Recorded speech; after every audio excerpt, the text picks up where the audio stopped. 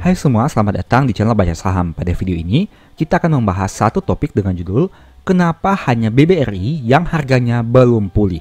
Tapi seperti biasa, semua pembahasan ini bukan rekomendasi dan hanya informasi. Ingat, kerugian kamu tanggung sendiri ya. Saat ini saya akan bahas saham BBRI lagi. Kenapa? Alasannya sederhana. Karena dari 4 big banks, hanya BRI yang harga sahamnya masih mengalami floating loss di tahun 2024 secara year to date. Padahal faktanya, BRI merupakan perusahaan yang menghasilkan laba terbesar hingga Q2 tahun 2024. Tentunya lebih besar dibandingkan BCA, Mandiri, dan BNI. Secara valuasi juga, sebenarnya valuasi BRI belum bisa dikatakan sangat mahal. Karena dari PBV dan PER, angka BRI jauh lebih rendah dibandingkan BCA. Ini merupakan data harga saham per tanggal 20 Agustus tahun 2024. Kamu bisa lihat di sini, dari 4 saham big banks ini, hanya BRI yang kinerja saham year to date-nya masih minus 13,54% lagi. Nah, harga tertingginya 6.450, tapi harga saat ini 4.950. Hal ini tentu berbeda jauh dibandingkan 3 saham bank besar lainnya seperti BCA yang mana harga tertingginya adalah 10.450 dan sudah dicapai, Mandiri yang harga tertingginya 7.500 dan kini sudah di angka 7.200, dan BNI yang harga tertingginya 6.250 dan kini di angka 5.475. Meskipun range harga saham BNI dibandingkan harga tertingginya masih cukup jauh, tapi jika dilihat secara year to date, BNI masih menghasilkan kinerja positif di tahun 2024, sedangkan BRI masih turun 13,54%. Apakah hal ini merupakan suatu kesempatan ataukah memang sudah sewajarnya harga BRI turun seperti ini? Mari kita bahas secara sekilas. Apakah kamu pernah berpikir, kenapa terjadi fenomena seperti ini? Apakah sudah sewajarnya harga BRI turun seperti ini? Ataukah tahun 2024 menjadi tahun yang menawarkan kesempatan kepada banyak pemegang saham untuk bisa beli BRI dengan harga yang lebih murah? Mayoritas dari kita tentu sudah tahu bahwa BRI diterpa sentimen negatif perihal kredit bermasalah yang naik signifikan. Hal tersebut berdampak pada biaya pencadangan yang sangat besar sehingga berpengaruh terhadap pertumbuhan laba. Tapi meski hal itu terjadi, buktinya hingga Q2 2024 saham ini masih menjadi saham dengan laba terbesar di Indonesia. Pertanyaannya, apakah sentimen negatif tentang non-performing loan ini sebegitu berpengaruhnya? Ataukah ini hanya sentimen sementara yang digoreng agar harga BRI belum naik banyak, sehingga banyak pemain besar bisa masuk membeli saham ini? Jika kamu tidak tertarik dengan BRI, silahkan stop video ini. Tapi jika kamu tertarik, mungkin pembahasan selanjutnya bisa bermanfaat. Menurut saya pribadi, dari kondisi ini sebenarnya ada beberapa peluang yang bisa dimanfaatkan jika kamu tertarik dengan saham ini. Tentu saja ini hanya pendapat pribadi dan bukan rekomendasi. Ingat, untung rugi kamu yang tanggung sendiri. Pertama, potensi capital gain yang menarik. Jika diasumsikan harga rata-rata 5.000 saja, berarti terdapat potensi capital gain sekitar 29% jika naik ke harga 6.450. Pertanyaannya, apakah kamu optimis BRI bisa naik lagi ke harga tersebut di masa depan? Apabila jawabannya adalah iya, maka berarti kamu juga sebenarnya diberikan peluang untuk memperoleh potensi 29% dari saham ini. Di sini saya hanya berbicara apabila kembali ke harga tertingginya dan tidak membahas apabila harganya bisa naik lebih tinggi lagi. Tentu saja apabila nantinya harga bisa naik lebih tinggi, potensi keuntungan jadi lebih besar. Kalaupun nanti BRI bisa naik lagi ke harga tertingginya, kita tidak tahu kapan itu akan terjadi. Mungkin tahun ini, tahun depan, 5 tahun ke depan, atau mungkin lebih lama lagi. Seharusnya apabila kinerja BRI bisa tumbuh dari waktu ke waktu, peluang itu jadi semakin cepat. Apalagi jika masalah NPL bisa diselesaikan dengan lebih cepat. Saya cukup optimis hal itu bisa berpengaruh signifikan terhadap harga saham. Meski begitu, di satu sisi kamu juga tidak boleh menutup mata dengan potensi risiko yang ada. Jika harga bisa naik, harga juga bisa turun. Jika harga bisa naik signifikan, harga juga bisa turun signifikan. Intinya kita tidak tahu masa depan, tapi bisa meminimalisir berbagai potensi risiko yang ada. Jadi, yang perlu dilakukan adalah memiliki money management yang baik agar tidak kehabisan dana dan bisa beli dengan strategi yang tepat. Kedua, dividend yield tinggi. Saat video ini dibuat, dividend yield BRI sekitar 6,5%. Angka tersebut sangat menarik jika dibandingkan dengan histori dividen yang biasanya dibagikan saham ini. Pada tahun-tahun sebelumnya, yield BRI berkisar di angka 3-5%. Dengan kata lain, saat menerima dividen dengan yield 6,5, setahun sebenarnya kita seperti menerima dividen BRI 2 tahun pada kondisi normal. Bukankah itu menarik? Dividen setahun setara dengan dividen 2 tahun. Di sini saya hanya membahas apabila dividen per share-nya tetap. Tapi apabila terjadi kenaikan dividen per share, tentu saja potensi yield jadi lebih besar. Apalagi jika ke depannya, apabila kamu optimis laba BRI bisa naik lebih tinggi lagi, berarti di sana ada potensi dividen yield yang semakin besar. Kamu bisa melihat perbandingan dividen BRI di tahun 2024 dibanding 10 tahun yang lalu. Ditambah lagi, BRI merupakan salah satu saham yang paling loyal bagi dividen sejak IPO. Hal ini mungkin bisa kamu pertimbangkan sebelum ambil keputusan. Ketiga, seperti kembali ke masa lalu. 2 poin yang tadi saya bahas berujung pada satu kesempatan besar, yaitu kembali ke masa lalu.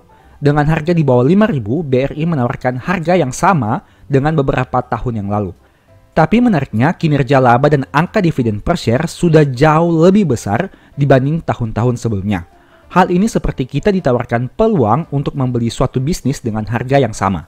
Padahal kita sudah tahu di masa depan bisnis itu bisa menghasilkan berapa banyak dan membagi keuntungan berapa besar kepada investornya. Logika berpikir seperti ini yang jarang dimiliki banyak orang.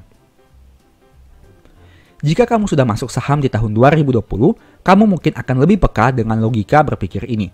Pada tahun 2020 terjadi penurunan yang signifikan sehingga membuat harga saham pada tahun itu setara dengan harga sebelum tahun 2020. Dengan kinerja yang masih baik, pasar menawarkan harga yang lebih rendah. Apa yang terjadi? Saham-saham perusahaan bagus yang harganya turun signifikan pada beberapa waktu berikutnya merangkak naik dan bahkan ada beberapa yang naik signifikan. Artinya, tidak hanya dapat capital gain, tapi orang-orang yang bisa memanfaatkan kondisi itu memperoleh dividen dengan yield yang lebih besar juga. Pertanyaannya, apakah kondisi BRI di tahun 2024 ini seperti menawarkan peluang yang sama dengan tahun 2020? Jika iya, kamu mungkin bisa mempertimbangkan hal tersebut. Sebagai informasi, apabila kamu tertarik mengetahui pembahasan BRI lebih detail, silahkan nonton video berikut ini. Semoga ada informasi baru yang bisa kamu peroleh. Sekarang kita lihat terkait historikal harga saham selama 5 tahun terakhir. Kamu bisa lihat di sini, ini merupakan grafik saham BRI, BCA, Mandiri, dan BNI. Terlihat di sini untuk kinerja harga saham perbankan BUMN bisa dikatakan hampir mirip dengan pola yang tidak terlalu berbeda jauh.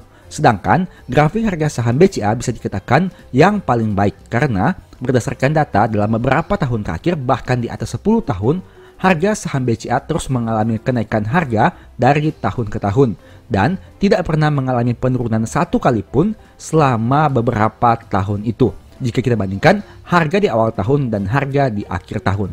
Sedangkan untuk saham BUMN seperti BRI, Mandiri, dan BNI masih terdapat beberapa kali penurunan harga dalam periode tahunan.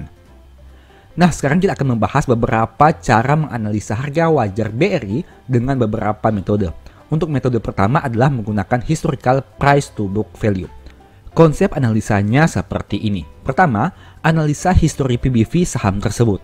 Tertinggi pernah di angka berapa, terendah pernah di angka berapa. Mari kita langsung praktek saja.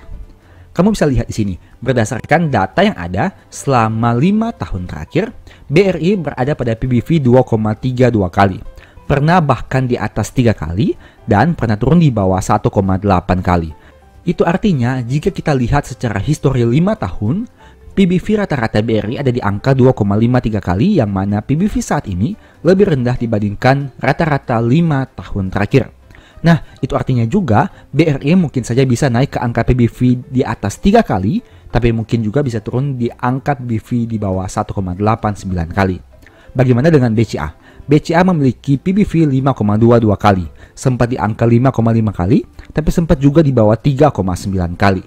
Untuk Mandiri, PBV saat ini adalah 2,53 kali, pernah di atas 2,6 kali sedikit, dan pernah juga di bawah 1,09 kali. Sedangkan BNI, PBV saat ini 1,32 kali, pernah di atas 1,5 dan pernah juga di bawah 0,68 kali. Dari data ini kamu bisa lihat bahwa BRI dan Mandiri memiliki angka PBV yang tidak terlalu berbeda jauh. Bahkan PBV BRI lebih rendah dibandingkan PBV dari Mandiri. Padahal secara ekuitas dan laba, bisa dikatakan BRI memiliki ekuitas dan laba yang besar dibandingkan Mandiri maupun BCA. Dan PBV BRI bisa dikatakan hampir setengah dari PBV BCA. BCA memiliki PBV 5,2 dan BRI hanya 2,3 kali. Nah, kita masuk kepada langkah kedua. Analisa PBV kompetitor dengan membandingkan kinerja jumlah dan pertumbuhan ekuitas. Oke, mari kita masuk. Ini merupakan data 6 tahun terakhir dari 3 bank besar di Indonesia. Kenapa hanya 3 angka saja dan saya tidak memasukkan unsur BBNI? Karena saat video ini dibuat, BNI belum menerbitkan laporan Q2 tahun 2024. Sehingga secara keseluruhan tidak apple to apple jika kita juga membandingkan dengan saham BNI.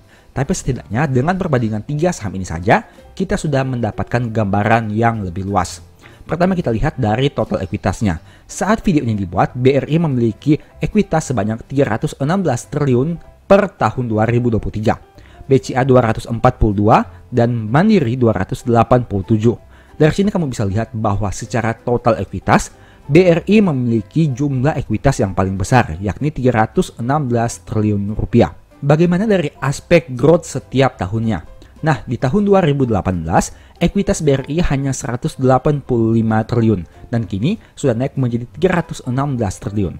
Untuk BCA dari yang awalnya 151 triliun naik menjadi 242 triliun. Dan untuk Mandiri dari yang awalnya 184 triliun naik menjadi 287 triliun. Kamu bisa lihat di sini, pada tahun 2018, range antara ekuitas dari 3 saham bank besar ini tidak terlalu berbeda jauh, di mana BRI 185, BCA 151, dan Mandiri 184. Tapi pada tahun 2023 bisa dikatakan terjadi perbedaan yang signifikan untuk ekuitas BRI dibandingkan BCA dan Mandiri. BRI berhasil memiliki ekuitas 316 triliun, sedangkan BCA dan Mandiri hanya memiliki ekuitas sekitaran 200-an triliun rupiah saja. Padahal di tahun 2018 selisih ekuitas mereka tidak terlalu berbeda jauh. Itu artinya secara nominal dan secara growth bisa dikatakan BRI cukup terdepan dibandingkan saham-saham big banks lainnya. Tapi pertanyaannya, kenapa secara historical PBV, BRI masih dihargai dengan PBV yang lebih rendah dibandingkan BCA maupun Mandiri? Oke, kemudian kita bahas terkait poin ketiga. Analisa potensi pertumbuhan ekuitas di masa depan, mempertimbangkan kemampuan mencetak laba dan membayar dividen. Kamu tentu tahu bahwa peningkatan ekuitas itu berasal dari laba yang berhasil mereka capai. Dan laba tersebut ditahan atau disebut dengan retained earnings. Artinya, apabila semakin besar mereka mencetak laba dan laba itu bisa ditahan, maka ekuitas perusahaan bisa tumbuh dengan signifikan. Tapi di sisi lain, ada juga kebijakan membayar dividen, di mana hal ini akan berpengaruh kepada penurunan atau pengurangan ekuitas perusahaan. Jadi, ada 2 aspek di sini. Saat perusahaan berhasil mencetak laba dan labanya ditahan, akan meningkatkan ekuitas. Tapi di sisi lain, saat perusahaan membayar dividen dengan jumlah yang besar, akan berpengaruh kepada penurunan ekuitas. Jadi ini juga kamu harus pertimbangkan. Mengingat BRI biasanya memiliki dividen payout ratio yang cukup besar jika dibandingkan dengan saham bank lainnya, sehingga hal itu bisa berdampak juga kepada pertumbuhan ekuitas di masa depan. Nah, sekarang kita masuk kepada analisanya. Book value BRI saat video ini dibuat adalah Rp2.018 dan PBV saat ini adalah 2,32 kali. Jika kita lihat secara histori, PBV BRI biasanya rata-rata berada di angka 2,53 kali dalam 5 tahun terakhir. Agar mempermudah perhitungan, kita gunakan saja angka 2,5 kali. Apabila kita mengkalikan book value saat ini dengan target PBV 2,5 kali, maka harga saham yang harusnya adalah 5.045. Itu artinya masih sedikit lebih tinggi dibandingkan harga saat video ini dibuat. Tapi bagi para pemegang saham BRI mungkin merasa angka harga saham 5.000 ini tidak terlalu menarik karena selisihnya tidak terlalu berbeda jauh dengan harga saat ini. Tapi tahukah kamu, untuk analisa PBV di sini, kita memasukkan satu unsur lagi, yaitu growth ekuitas. Seperti yang tadi kita bahas bahwa di tahun 2018, ekuitas BRI hanya 185 dan sudah menaik menjadi 316 di tahun 2023. Itu artinya tidak menutup kemungkinan book value-nya bisa tumbuh dari yang awalnya 2.000 menjadi 3.000-an. Dan jika hal itu terjadi, dengan PBV yang sama yaitu 2,5 kali, harga wajar saham BRI bukan lagi 5.000 melainkan menjadi 7.500. Nah, hal itulah yang harus kamu pertimbangkan, di mana apabila kamu ingin memproyeksikan harga saham di masa depan, jangan hanya berpatokan pada kinerja saat ini, tapi juga kamu bisa mempertimbangkan bagaimana potensi pertumbuhannya ke depan. Apabila book value-nya bisa tumbuh seperti ini, maka tidak menutup kemungkinan harga sahamnya juga bisa tumbuh bahkan mencapai angka 7 ribuan. Sekarang kita bandingkan beberapa kinerja keuangan dari 3 bank besar ini. Tentu saja untuk BNI belum diperhitungkan karena masih data Q1 saat video ini dibuat. Pertama dari aspek laba, BRI mencetak laba 29,7 T, BCA 26,8 T, dan Mandiri 26,5 T. Dari sini, BRI unggul dari sisi pencapaian laba hingga Q2. Untuk ekuitas seperti yang tadi sudah kita bahas, BRI jelas lebih unggul dibandingkan BCA dan Mandiri. Tapi untuk growth EPS-nya, BCA menjadi juara dengan pertumbuhan 10,38%, sedangkan BRI dan Mandiri masih mencetak penurunan EPS hingga data Q2-nya. Metode kedua, Historical Price Earning Ratio. Konsep dari analisa ini adalah sebagai berikut. Pertama, analisa histori per saham tersebut. Tertinggi pernah di angka berapa, terendah pernah di angka berapa. Nah, ini sama seperti PBV tadi, tapi yang bedanya, jika tadi kita menganalisa PBV, ini kita analisa secara per. Kamu bisa lihat data di sini, di mana per saat video ini dibuat BRI di angka 11,75 kali. Pernah di atas 29 kali, tapi pernah juga turun di bawah 11 kali. Begitu juga dengan data BCA dengan per 24 kali, Mandiri dengan per 11,42 kali, dan BNI dengan per 9,10 kali. Nah, untuk analisa ini saya tidak akan bahas lebih lanjut lagi karena mirip seperti analisa pada metode sebelumnya. Kedua, analisa per kompetitor dengan membandingkan kinerja, kemampuan mencetak dan menumbuhkan laba. Kita lihat di sini. Ini merupakan kinerja histori dari pencapaian laba perusahaan. BRI saat video ini dibuat memiliki angka net income sebanyak 60,4 triliun di tahun 2023. BCA 48,6 triliun, dan Mandiri 60,05 triliun rupiah. Kamu bisa lihat di sini bahwa kinerja laba BRI bisa dikatakan cukup signifikan dibandingkan data 6 tahun terakhir yang berjumlah 32,4 triliun. BCA 25,8 dan Mandiri 25,8 triliun rupiah. Nah, ini yang menarik. Kenapa? Karena 3 perusahaan ini berhasil mencetak pertumbuhan laba yang memuaskan dari tahun 2018 ke tahun 2023. Jika kamu lihat untuk datanya dengan detail, maka 3 perusahaan ini bisa dikatakan salah satu perusahaan-perusahaan yang terbaik di Indonesia yang mempunyai laba sangat besar di atas 30 triliun rupiah dan memiliki growth laba yang juga memuaskan. Oke, kita bahas untuk poin berikutnya, yang ketiga, analisa potensi pertumbuhan laba di masa depan, mempertimbangkan kemampuan mencetak pendapatan dan biaya operasional, termasuk pencadangan kredit. Nah, ada satu poin menarik yang ingin saya tampilkan di sini. Ini merupakan perbandingan dari beban penyisihan kerugian penurunan nilai dari 3 saham bank. Seperti yang kamu tahu, bisnis bank adalah untuk menghimpun dana dari nasabah dan menyalurkannya sebagai kredit kepada debitur. Dan apabila kredit itu disalurkan, maka bank memiliki kewajiban untuk menyisihkan sebagian dana yang akan digunakan sebagai dana cadangan apabila terjadi hal-hal yang tidak diinginkan, misalnya seperti kredit bermasalah. Dan hal itu yang akan berdampak kepada pencapaian laba perusahaan, karena akan dibungkus sebagai biaya di bagian laba rugi perusahaan. Kamu bisa lihat di sini. Untuk BRI, beban penyisihannya naik dari 14 menjadi 21,3 triliun. BCA naik dari 1,2 menjadi 1,4. Dan Mandiri turun dari 8,1 menjadi 7 triliun rupiah. Nah, apakah kamu menyadari satu hal yang penting?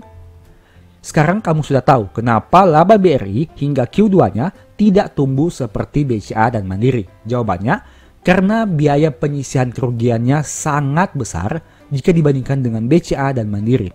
Bahkan BRI memiliki pertumbuhan penyisihan kerugian yang signifikan dari 14 triliun menjadi 21,3 triliun hingga Q2-nya. Sedangkan BCA hanya 1,4 dan Mandiri hanya 7 triliun rupiah. Itu artinya apabila beban penyisihan kerugian ini nantinya mungkin saja bisa direversal, akan terjadi potensi kenaikan kinerja yang luar biasa untuk net income perusahaan dengan asumsi terjadi perbaikan kualitas kreditnya. Sehingga kita tunggu saja di masa depan apakah BRI mampu untuk memperbaiki kualitas kreditnya menjadi semakin baik lagi. Karena apabila hal itu terjadi, maka pemegang sahamnya bisa dikatakan memperoleh jackpot yang cukup menarik. Oke, sekarang kita bahas terkait analisa harga wajarnya dengan menggunakan metode PE ratio. Ini merupakan data IPS yang disetahunkan. Saat ini BRI memiliki IPS Rp392. Dan per saat ini 11,75 kali seperti yang kamu lihat pada data ini. Nah, jika target per adalah 15 kali, yang mana angka tersebut masih di bawah dari rata-rata per 5 tahun terakhir, maka diproyeksikan harga saham BRI adalah 5.880. Tapi seperti analisa PBV tadi, IPS perusahaan mungkin saja bisa tumbuh di masa depan. Dan apabila IPS-nya menjadi Rp500 dengan per yang sama, harga saham BRI bisa di angka 7.500. Ini menarik, saat membuat video ini, analisa PBV dan PER saya tidak merancang akan memperoleh angka harga saham yang sama yaitu 7.500. Tapi dengan metode sederhana ini saja, kamu bisa lihat bahwa ada kecenderungan kesamaan analisa dari metode PBV maupun metode PER dengan menggunakan analisa sederhana ini. Oke, sekarang kita bahas terkait metode ketiga yaitu uang tunggu. Sebenarnya ini bukan termasuk metode valuasi, tapi ada hal penting yang bisa kamu peroleh. Nah, saat video ini dibuat, BRI membagi total dividen per share 319 per lembar saham, yang mana Rp84 memiliki cum date Desember 2023 dan Rp235 memiliki cum date pada Maret tahun 2024. Dan data di bawah ini merupakan data dividen per share atau growth dividen per share di tahun 2024 dibandingkan tahun sebelumnya untuk 4 bank ini. BRI memiliki growth 10,7%, BCA 31,7%, Mandiri 33,7%, dan BNI 42,8%. Kamu bisa lihat di sini, BRI memiliki dividen growth yang paling rendah karena memang secara nominal angka dividen yang dibagikan BRI ini sudah cukup signifikan, yakni di atas 70% dari dividen payout ratio-nya. Nah, ini merupakan asumsi yang kita gunakan. Jika growth dividen dari 2023 ke 2024 adalah 10%, maka saya menggunakan angka yang lebih konservatif. Artinya hanya 50% dari pertumbuhan dividen terakhir BRI ini. Kita gunakan saja angka 5% agar lebih konservatif. Nah, apabila kita mengasumsikan terjadi pertumbuhan growth 5% setiap tahun, maka sejak tahun 2024 hingga 2030, mungkin saja total dividen per share BRI adalah 2.597. Tentunya, jika kita berharap dividen per share-nya tumbuh, berarti kita juga berharap labanya bisa tumbuh. Setidaknya, jika menggunakan data historical tadi, dari tahun 2018 ke tahun 2023, BRI mampu mencetak pertumbuhan laba yang cukup memuaskan. Sehingga kita juga berharap dari tahun 2024 ke tahun 2030, BRI masih bisa mencetak pertumbuhan laba yang konsisten dari tahun ke tahun. Tapi kita tunggu saja realitanya seperti apa. Nah, sekarang ini merupakan kesimpulan dari video ini. Tapi ingat, ini hanya proyeksi. Bisa benar, bisa juga salah. Misalnya, jika harga beli rata-rata kita adalah Rp5.000 dan diproyeksikan harga wajar BRI mungkin bisa ke angka 7.500 dan ada juga potensi total dividen sebanyak 2.597 seperti yang kita bahas tadi, maka ada dua potensi keuntungan. Yang pertama capital gain, yang mana potensi keuntungannya 50%. Dari yang awalnya 5.000 bisa naik ke angka 7.500. Dan yang kedua, potensi total dividen sebanyak 7 tahun yang berjumlah 52%. Di mana angka total dividen per share ini kita bagikan dengan harga beli rata-rata. Itu artinya apabila dijumlahkan, potensi capital gain dan total dividen per share selama 7 tahun mungkin bisa di angka 100%. Tapi ingat, ini hanya proyeksi. Bisa benar, bisa juga salah. Dan tentu saja, kenyataan lebih sulit dari hitung-hitungan di atas kertas. Analisa ini bisa saja benar, bisa juga salah. Tapi setidaknya dengan data ini, kamu bisa memperoleh gambaran proyeksi di masa depan. Apabila kamu tertarik membeli saham ini dan hold, atau kamu mungkin bisa jual saham ini dan mencari saham yang lain. Apakah harga saham BRI sebesar 7.500 bisa tercapai di masa depan? Apakah jumlah dividen per share BRI selama beberapa tahun ke depan bisa sebanyak perhitungan tadi? Saya tidak tahu, bisa iya, bisa juga tidak. Yang jelas, saat harga sahamnya turun signifikan, kamu diberikan pilihan apakah beli saham ini atau tidak. Jika beli, kamu diberikan potensi profit di kemudian hari, tapi juga ada potensi rugi jika kenyataan tidak sesuai simulasi. Jika kamu tidak beli, kamu kehilangan potensi profit, tapi kamu juga aman karena tidak akan rugi di saham ini. Jadi apa pilihanmu? Silahkan save video ini dan kita lihat di masa depan apakah harga saham BRI bisa ke angka 7.500 atau tidak. Tentu saja disclaimer on, setiap keputusan investasi jadi tanggung jawab kamu sendiri. Untung nikmati sendiri, rugi juga kamu tanggung sendiri. Sebagai informasi, kalau kamu tertarik mengetahui pembahasan BRI lebih lanjut, mungkin video berikut ini bisa membantu. Silahkan nonton hingga selesai agar mendapat pemahaman yang utuh. Kita lihat sekilas terkait rekap dari saham-saham di indeks LQ45. Kamu bisa lihat di sini, BBRI menduduki posisi ke-9 di indeks LQ45 dari saham-saham yang turun paling besar dan bisa cetak laba. Di antaranya adalah SMGR, UNVR, TLKM, GGRM, INTP, ANTM, BRPT, MAPI, dan BBRI. Nah, menariknya, dari 9 saham ini, kamu bisa lihat bahwa hanya BRI yang merupakan saham perbankan. Bahkan jika kamu lihat dari net income-nya, BBRI tentu saja memiliki net income yang paling besar.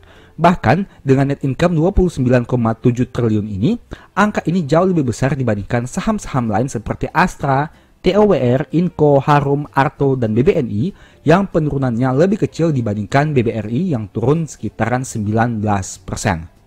Selain itu, kamu bisa lihat dari aspek PBV.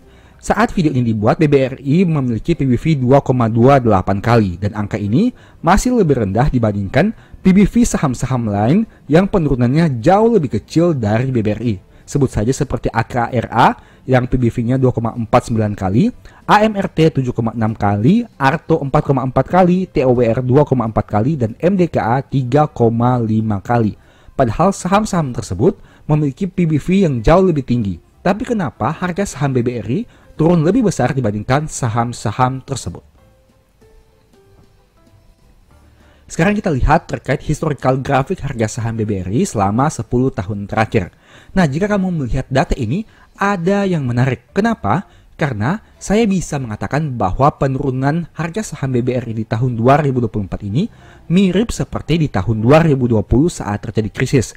Kamu bisa lihat grafiknya di mana terjadi kesamaan dalam beberapa aspek. Kamu bisa lihat bahwa yang awalnya mengalami peningkatan luar biasa, tiba-tiba drop sangat signifikan sampai menyentuh angka terendahnya. Kemudian terjadi peningkatan yang sementara, tapi di sini kita bisa lihat apakah harga saham BBRI akan kembali naik atau malah mengalami penurunan yang lebih besar lagi. Tapi jika kamu melihat grafik di tahun 2020 ini, seharusnya ada potensi harga BBRI akan kembali naik signifikan. Di mana kamu bisa lihat bahwa pada tahun 2021, 22, 23, dan 24, harga saham BBRI cenderung mengalami peningkatan dari waktu ke waktu, meskipun ada terjadinya sedikit koreksi dalam beberapa waktu tertentu. Nah, bagaimana dari aspek PBV-nya? Kita lihat historical PBV selama 5 tahun terakhir. Kamu bisa lihat, kotak yang berwarna merah ini merupakan PBV BBRI di tahun 2020 pada saat terjadinya krisis. Kamu bisa lihat di sini bahwa PBV BRI pernah turun hingga di bawah 1,5 kali di tahun 2020 dan cenderung diperdagangkan di bawah rata-rata PBV-nya 2,53 kali. Jika dibandingkan dengan harga saham yang turun signifikan, ternyata secara valuasi PBV, BBRI juga turun sangat signifikan. Dari yang awalnya sekitaran 2 kali, turun menjadi hingga di bawah 1,5 kali pada titik terendahnya. Nah, sekarang kita bandingkan bagaimana dengan tahun 2024. Meskipun secara grafik harga saham terjadi kemiripan dibandingkan tahun 2020, tapi dari aspek PBV-nya, sebenarnya penurunan PBV BBRI belum sesignifikan tahun 2020, di mana hanya turun di atas 2,0 kali. Artinya, PBV BBRI di tahun 2024 belum menyentuh 1 kali seperti tahun 2020. Apakah artinya dengan harga saham yang turun signifikan, PBV BBRI belum semurah tahun 2020? Itu artinya secara book value jika dibandingkan dengan harga saham belum sesignifikan penurunan tahun 2020. Nah, sekarang kita lihat PBV di tahun 2024 ini. Seperti yang tadi saya katakan bahwa BBRI pernah menyentuh angka terendah yaitu 4.090 di tahun 2024 ini. Dan jika kita lihat dari aspek PBV-nya, saat itu PBV BRI adalah 2,11 kali atau 2,12 kali atau berkisar di angka tersebut. Saya tidak mengetahui angka pastinya, tapi bisa dikatakan berkisar di angka tersebut. Nah, jika kita bandingkan dengan historical PBV di tahun 2020 yang pernah di bawah 2 kali bahkan di bawah 1,5 kali, itu artinya angka PBV 2,12 kali ini belum bisa dikatakan sangat murah atau sangat turun drastis. Memang sih dari yang awalnya angka PBV BRI sekitaran 3 kali turun menjadi 2,12 kali cukup signifikan. Tapi bukan berarti angka ini menjadi angka yang paling rendah. Karena jika dilihat data 5-10 tahun terakhir, BRI ternyata pernah menyentuh PBV di bawah 2 kali. Sekarang pertanyaannya, apakah harga saham 4090 ini bisa terjadi lagi di masa depan? Mengingat PBV saat video ini dibuat adalah 2,28 kali berdasarkan kinerja Q2 tahun 2024. Ini merupakan perhitungan simulasinya. Saat video ini dibuat, BRI memiliki book value per share atau modal saham per lembar adalah Rp2.018. Dan jika kita kalikan dengan angka PBV saat di harga 4.090 yang lalu, nah akan didapati angka 4.278. Itu dikarenakan terjadi kenaikan book value per share di Q2 tahun 2024 ini. Itu artinya dengan angka PBV yang sama yaitu 2,12 kali, di Q1 BRI memiliki harga saham 4090, tapi dengan PBV yang sama, di Q2 harga sahamnya adalah 4278. Jika kita hanya melihat satu data ini saja, berarti potensi terjadi penurunan hingga ke angka 4090 apabila menggunakan PBV 2,12 kali cukup sulit terjadi, meskipun kita tidak tahu ke depannya akan seperti apa. Kita lihat terkait probabilitas setiap bulannya. Nah, ternyata kamu masih memiliki harapan apabila ingin membeli BRI dengan harga yang lebih rendah. Kenapa saya mengatakan seperti itu? Karena berdasarkan probabilitas 10 tahun terakhir, kamu bisa lihat ada 2 bulan di mana harga saham BBRI cenderung mengalami penurunan, yaitu pada bulan April dan pada bulan September, dengan probabilitas kenaikan di bawah 50%. Nah, jika kamu lihat lagi, dalam 10 tahun terakhir ini atau 9 tahun terakhir di luar tahun 2024, selama bulan September, harga saham BRI pernah turun cukup signifikan, yaitu 18,5% tahun 2015, tahun 2020 13,3%, dan tahun 2023 5,8%. Bagaimana dengan tahun 2024 ini? Kita tunggu saja. Tapi jika melihat data Agustus, terjadi cukup kesamaan dengan tahun 2023 yang turun sekitar 1% lebih. Dan itu berarti apabila terjadi pengulangan sejarah di tahun 2024 ini, masih ada potensi harga saham BRI bisa turun sekitar 5% di bulan September atau bulan Oktober. Kita tunggu saja realitanya seperti apa. Tapi berdasarkan data yang ada ini, kamu bisa menjadi acuan untuk mengambil keputusan di kemudian hari. Dan kamu bisa merencanakan untuk menyisihkan dana apabila harga sahamnya turun signifikan di bulan September atau bulan Oktober. Tapi ingat, ini hanya proyeksi dan simulasi saja. Kita tidak tahu ke depannya seperti apa. Dan apabila harga saham BRI terus turun, kita juga tidak tahu apakah harga sahamnya akan kembali naik atau malah tambah turun. Sekarang kita lihat terkait historical dividennya. Meskipun harga sahamnya terus turun, tapi banyak pemegang saham BRI yang cukup tenang. Kenapa bisa seperti itu?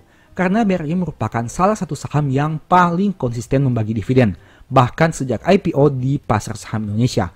Kamu bisa lihat, bahkan dalam beberapa tahun terakhir, BRI ini rutin membagi dividen 2 kali dalam 1 tahun. Selain itu, dividen per share-nya cenderung tumbuh dari tahun ke tahun, mulai dari tahun 2009, 2010, 2011, dan seterusnya.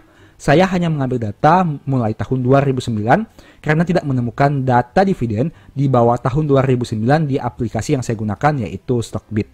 Kamu bisa melihat terkait detail dari pembagian dividen yang BRI lakukan sejak tahun 2009 hingga tahun 2024 berdasarkan data yang ada.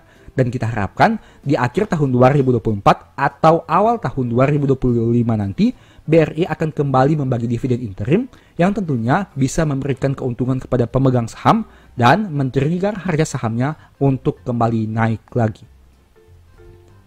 Sebagai informasi, BRI pernah melakukan stock split sebanyak 2 kali setidaknya saat video ini dibuat, yaitu pada tahun 2011 stock split 1:2 dan tahun 2017 stock split 1:5. Itu artinya kamu harus menyesuaikan angka dividen yang kamu lihat ini dengan stock split yang mereka miliki. Dan saya sudah bantu untuk melakukan perhitungan. Tapi ingat, mohon cek lagi, siapa tahu ada salah hitung atau salah ambil data. Ini merupakan adjustment yang saya buat berdasarkan data stock split yang ada ini. Nah, dari sini kamu bisa lihat bahwa total dividen per share BRI sejak tahun 2009 hingga tahun 2024 bulan Maret mungkin sekitar Rp1.668. Itu artinya mereka yang membeli saham ini di sekitaran 1.600 sebenarnya sudah balik modal hanya dari dividen yang mereka terima dari waktu ke waktu. Dan tentu saja apabila mereka membeli di harga 1.668 untuk saham BRI, saat BRI membagi dividen sebanyak 235 per lembar, dividen yieldnya tentu sudah di atas 10%. Hal itu tentu berbeda dengan mereka yang membeli saham ini di harga 5 ribuan bahkan 6 ribuan. Ini merupakan salah satu keuntungan membeli saham yang kinerjanya terus tumbuh dari waktu ke waktu, rutin bagi dividen, memiliki GCG yang cukup baik, memiliki manajemen yang berkualitas, dan tentunya merupakan salah satu market leader di Indonesia. Sekarang kita lihat untuk harga saham saat ini yaitu 4.600. Jika kita membagi dengan total dividen per share sebanyak 319, yang mana 235 ditambah dengan 84 yang merupakan dividen interim, maka akan diperoleh dividen yield sekitaran 7%. Angka ini tentu menarik. Kenapa? Karena apabila kamu sudah ada di pasar saham sejak lama, kamu tentu tahu bahwa biasanya BRI memiliki dividen yield hanya sekitaran 3-4%, dan 5% itu sudah merupakan angka yang sangat menarik. Tapi saat video ini dibuat di tahun 2024, yieldnya menjadi 7%, angka yang sangat menarik. Angka ini bahkan bisa disamakan dengan yield saham-saham bank daerah yang biasanya membagi dividen dengan yield sekitaran 7% juga. Selain itu, kamu bisa lihat bahwa dengan kondisi saat ini, sebenarnya ini seperti mesin waktu di tahun 2020, di mana harga saham BRI terus mengalami penurunan dan di sisi yang lain dividen yieldnya semakin tinggi. Jika kamu menyesal karena tidak membeli di tahun 2020, mungkin kamu bisa mempertimbangkan saham ini di tahun 2024, dan khususnya saat harga sahamnya mengalami penurunan yang signifikan seperti saat ini dan mungkin saja di kedepan hari. Kita lihat sekilas terkait historical kinerjanya. Kamu bisa lihat ini bahwa kinerja laba bersih BRI terus mengalami peningkatan dari tahun ke tahun. Saya ambil data mulai dari tahun 2008 karena untuk kinerja tahun 2008 biasanya dividen akan dibagikan di tahun 2009. Kamu bisa bandingkan terkait pencapaian laba BRI dari tahun 2008 hingga tahun 2023 dengan historical dividen per share yang mereka bagikan pada tahun 2009 hingga tahun 2024. Seharusnya apabila labanya mengalami peningkatan, dividen per share-nya juga mengalami peningkatan secara jangka panjang. Kamu bisa lihat dan bandingkan terkait kedua data tersebut. Dan menariknya, ada satu hal yang kamu bisa lihat di sini, di mana laba BRI hanya pernah turun satu kali, yaitu di tahun 2020. Dari yang awalnya 34,4 triliun, turun menjadi 18,6 triliun. Tentu saja ini juga karena merupakan tahun di mana terjadi krisis ekonomi di Indonesia. Selain dari tahun 2020, laba BRI terus konsisten tumbuh dari waktu ke waktu. Dan hal itu bisa menjadi salah satu angin segar kepada pemegang saham. Karena saham ini konsisten tumbuh dari sisi kinerjanya dan juga rutin bagi dividen. Artinya pemegang sahamnya tidak harus mengharapkan keuntungan dari sisi capital gain, tapi juga memperoleh dividen yang kemungkinan besar cenderung tumbuh dari waktu ke waktu. Kesimpulan, penurunan harga saham BRI di tahun 2024 sebenarnya menawarkan banyak peluang, khususnya bagi mereka yang tertarik dengan saham ini sejak dulu. Jika dulu harganya terus naik dan kamu harus beli di harga yang tinggi, di tahun 2024 ini BRI menawarkan saham dengan harga yang lebih murah. Masalahnya, apakah kamu berani beli atau tidak?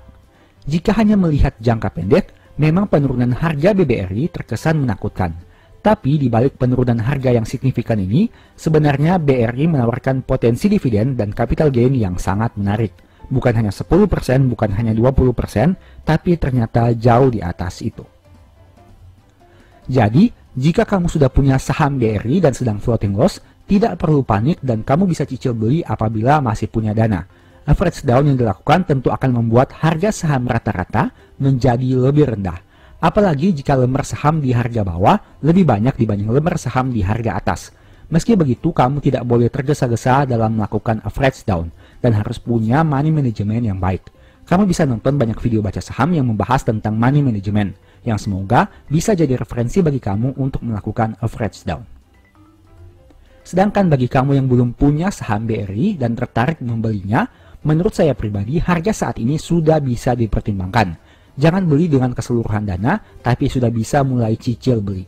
Apabila harga turun lebih dalam, berarti kesempatan yang ditawarkan menjadi semakin besar. Intinya selalu pikirkan kemungkinan terburuk. Kita tidak tahu BRI akan turun sejauh apa. Kita juga tidak bisa proyeksi apakah nanti harga BRI akan langsung terbang tinggi menyentuh harga tertingginya. Yang jelas, satu hal yang bisa dilihat di sini adalah peluang dari penurunan harga saham. Pertanyaannya, apakah kamu mau memanfaatkan peluang yang jarang terjadi ini, ataukah terlalu takut dan lebih mempertimbangkan saham lain yang membuatmu lebih nyaman? Apapun jawabannya, tidak ada yang salah. Semua terserah kamu sendiri. Karena kamu yang pencet tombol buy, kamu juga yang pencet tombol sell. Profit nikmati sendiri, rugi juga kamu tanggung sendiri. Untuk itu, selalu pertimbangkan potensi profit dan risiko sebelum mengambil keputusan. Semoga video ini bermanfaat ya. Sebagai informasi, kalau kamu mau belajar mendalami teknik metode nabung saham, di mana melakukan cicil beli saham yang punya fundamental baik, bagaimana memanfaatkan dividen di masa depan, money management untuk mengurangi nyangkut, dan berbagai pembahasan lainnya, mungkin ebook strategi nabung saham ini bisa membantu. Info pembelian silahkan chat di nomor WA di akhir video. Demikianlah pembahasan singkat pada video ini. Selalu ingat bahwa semua saham yang disebutkan bukan rekomendasi dan hanya informasi. Segala risiko kerugian menjadi tanggung jawab kamu sendiri. Di video berikutnya ingin dibahas materi apa lagi? Tulis di kolom komentar ya.